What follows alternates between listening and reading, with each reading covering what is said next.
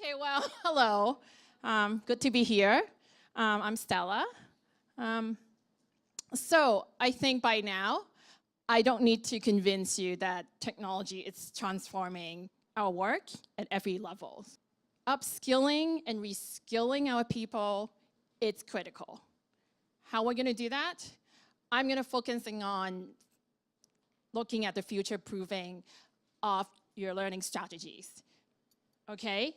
And in order to do that, I want to talk about, and I know Janet and Cesar already talked about some trends. So in the interest of time, I'm only going to talk about 6 trends.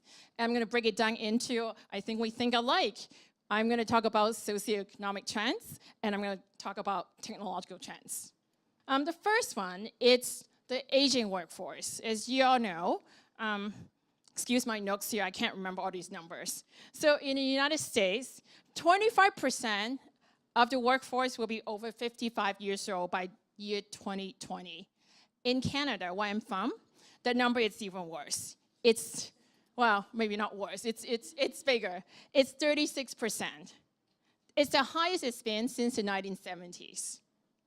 At the same time, there are actually more people at the 55 age group or above in the workforce right now. So this has 2 implications for us, okay? The first one, it's that knowledge transfer and management, it's more important than ever. And by transfer, knowledge transfer, I don't mean just one directional. Knowledge transfer has to go both directions. If anybody had ever asked a 13-year-old how to use an iPad knows what I'm talking about. I always think about my dad when I have to go and teach him how to use a certain technology. It cuts both ways, okay? And secondly, we have to think about how we're gonna push the type of learning, especially digital learning, to these demographics. I am with you, Deborah, about the talk about millennials and how to cater to their learning styles. Well, what about this group? Because all the talk about gamifications or about mobile learning, that's great, but mobile learning, tiny screen size, might not work so great. Gamification, you need a lot of agility. Again, you know, instead of clicking buttons here and there, again, it might not be the perfect solution for this demographics. So I think user experience in design learning for this demographic would be very important in the future. So I urge you to think about that. Second, a more diverse and global world. I know we all talk about that. In the United States, 13.3% of your population are immigrants. In Canada, 21.9% of Canadians are foreign-born. Now, what does that mean to us?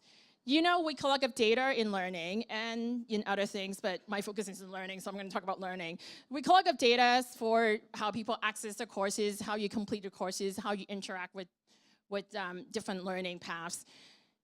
Do you know cultures define privacy differently? For example, in a culture where it scores higher on individualism, a country such as the United States would be less concerned about disclosing personal information online than a country that would have a lower individualism index, such as Japan. You guys have to tell me what the other countries are. I'm not so familiar with that, but I find it interesting in drafting, you know, privacy issues for your learning strategy. You need to think about different people's comfort level across cultures. 3, widening of the digital literacy gap. One key point here is within digital literacy, content curation and creation together are becoming more important. And the reason I said that is, how many of you use LinkedIn? Yeah, pretty much everyone.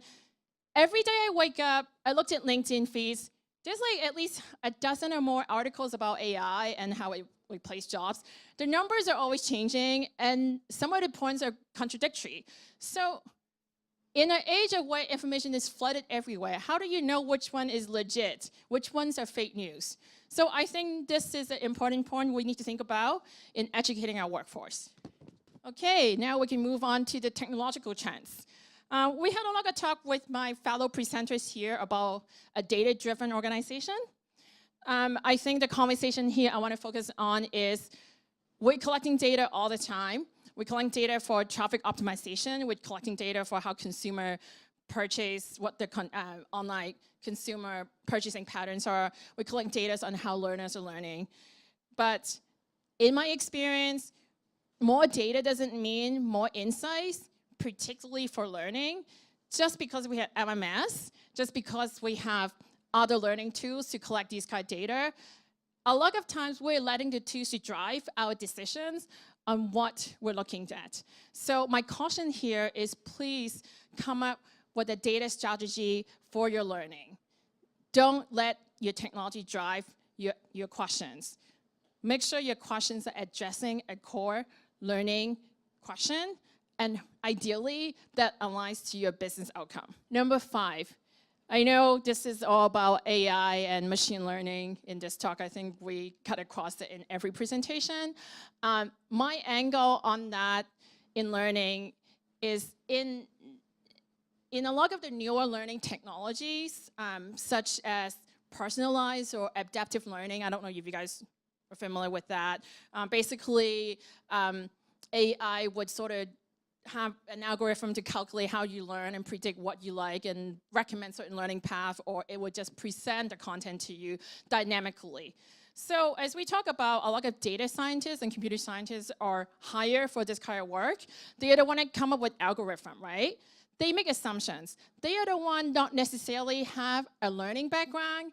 They are not necessarily understand about instructional design or have, grounded in any learning theories. So in HR, and as learning professionals, we need to take a seat at the table. We need to be the one that validating these assumptions, and we need to be one that are saying, hang on a minute, just because you come up with this algorithm doesn't mean these are the sure way to go. You need to be more transparent, and we need to have more diversity in that conversations.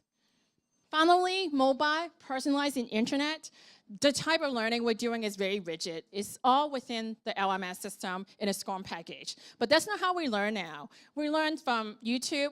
We learn from iTunes University. We learn from podcasts. We even use WhatsApp to crowdsource our answers. So how do we bring that kind of content within the organization and challenge people to learn in a more natural way, and it's more integrated into their daily life? So these are the 3 kind of highlights I want you guys to think about in terms of how are we going to make lifelong learning available to everyone, how we're going to make better connections between learning and skills and performance.